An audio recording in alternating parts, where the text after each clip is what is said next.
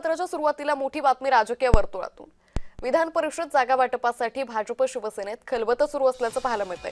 रवींद्र चव्हाण, चंद्रशेखर बावनकुळे एकनाथ शिंदेंची भेट घेणार असल्याची माहिती आहे। थोड्याच वेळात नंदनवन या शासकीय निवासस्थानी ही भेट होणार आहे।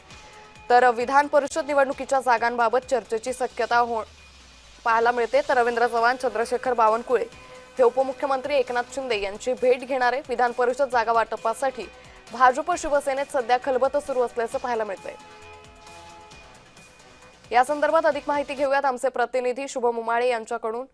शुभम, विधान परिषद निवडणूक जाहीर झालेली आहे। आता या निवडणुकीसाठी शिवसेना आणि भाजपकडून कशा पद्धतीने पुढे बैठका घेतल्या जात आहेत?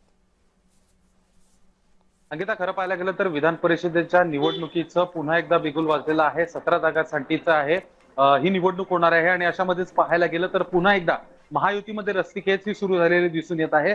आणखी शिवसेनेने आता दावा केलेला आहे की आमच्या 5 जागा तर आहेत, पण अधिकच्या 2 जागा आता आम्हाला हव्या आहेत, असं वक्तव्य थेट जे आहे प्रसार माध्यमांमध्ये शिवसेनेचे नेते जे आहेत ते करताना दिसून येत आहेत। आणि अशामध्ये समजा पाहायला गेलं तर मंत्री चंद्रशेखर बावनकुळे आणि प्रदेशाध्यक्ष रवींद्र चव्हाण या अवघ्या काही वेळातच उपमुख्यमंत्री एकनाथ शिंदे यांचं त्यांचं शासकीय निवासस्थान जे नंदनवन आहे त्या ठिकाणी येऊन भेट घेणार आहेत आणि नेमकी महायुतीची रणनीती कशी असणार आहे त्याबद्दल चर्चा आज करणार आहेत।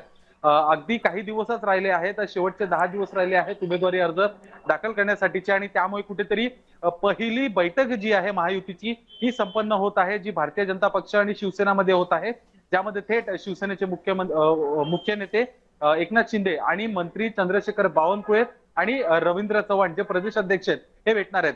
खरं तर भारतीय जनता पक्षाला 12 ते 13 जागा अपेक्षित आहेत, तर शिवसेनेला 7 जागा हव्यात। तर मग नेमकं राष्ट्रवादीच्या वाटेला नेमक्या किती जागा जातात हे पाहणं महत्त्वाचं असणार आहे। अंकिता, निश्चित शुभम, त्यामुळे एकंदरीतच आजच्या या बैठकीकडे चर्चेकडे आपलेही लक्ष असेल। तुर्तास धन्यवाद आपण दिलेल्या सविस्तर माहितीसाठी।